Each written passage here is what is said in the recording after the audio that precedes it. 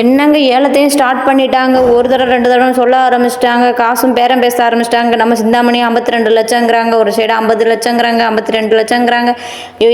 ஏலத்தில் வீடு போயிருமோ அப்படிங்கிற ஒரு டென்ஷனில் நம்ம முத்துவோட அப்பாவும் மீனாவும் பயத்துலேயே நின்றுட்டு இருக்காங்க. வீடு நம்மளை கைவிட்டு போயிருச்சு அப்படிங்கிற டென்ஷனில், உச்சக்கட்ட டென்ஷனில் நம்ம முத்துவோட அப்பா வேற நிற்கிறாருங்க. அவருக்கு எதுவும் ஆகாமல் இருந்தால் நல்லது அப்படிங்கிற மாதிரி தானே இருந்துச்சு.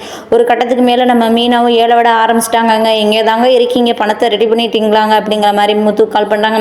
இல்லை மீனா, கையெழுத்து தான் போட்டிருக்கேன், இன்னும் பணம் வந்த பாடு இல்லை மீனா அப்படிங்க. வெயிட் பண்ணி மீனா, அதை வந்துகிட்டு இருக்கு பணம் அப்படிங்கிற மாதிரி சொல்லையில், அங்கே தாங்க ட்விஸ்டே இருக்குது. பணம் கொண்டுட்டு வர போலீஸில் மாட்டிக்கிட்டாராம் அப்படிங்கிற மாதிரி ஒரு தகவல் வருதுங்க.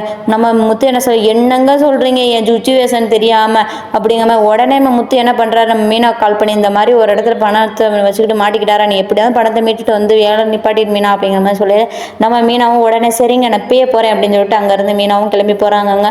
அங்கே போய் அவர்கிட்ட பணத்தை வாங்கிட்டு ரிட்டர்ன் வராங்கங்க. நம்ம மீனா போகையிலேயே சும்மா போயிருக்கலாம். சிந்தாமணிகிட்ட வேற ஒரு சவால் விட்டுட்டு போகிறாங்க, நான் எப்படி மீட்டுருவேன் அப்படிங்கிற மாதிரி சொல்லல. இப்போ எதை பிளான் பண்ணிட்டா, எப்படியே பணத்தை ரெடி பண்ணிட்டாங்க அப்படிங்கிற மாதிரி மூக்கு வேர்த்துருச்சு நம்ம சிந்தாமணிக்கு. ஆள் விட்டு பிளான் போட்டு சரி நம்ம மீனாவே ஃபாலோ பண்ண சொல்கிறாங்க. மீனாவே ஃபாலோ பண்ணி போய் ஆமாம் மேடம் பணத்தை வாங்குறாங்க அப்படிங்கிற மாதிரி சொல்லையில், நம்ம மீனாவை ஃபாலோ பண்ணி வண்டியை மறைச்சி பணத்தையும் திருடிட்டு போகிறாங்க. இவ்வளோ கேவலமான வேலைலாம் நான் சிந்தாமணி பார்க்குறதுக்கு இப்போ சாண்டி என்ன சொல்கிறதுனே தெரியல. அந்த மாதிரி தாங்க இருக்குது. மீனாவும் பணத்தை அபேஸ் பண்ணி விட்டுட்டாங்க. இப்போ மீனா கிட்டேருந்து பணமும் போயிடுச்சு. இப்போ எப்படி தாங்க வீட்டை மீட்க போகிறாங்க.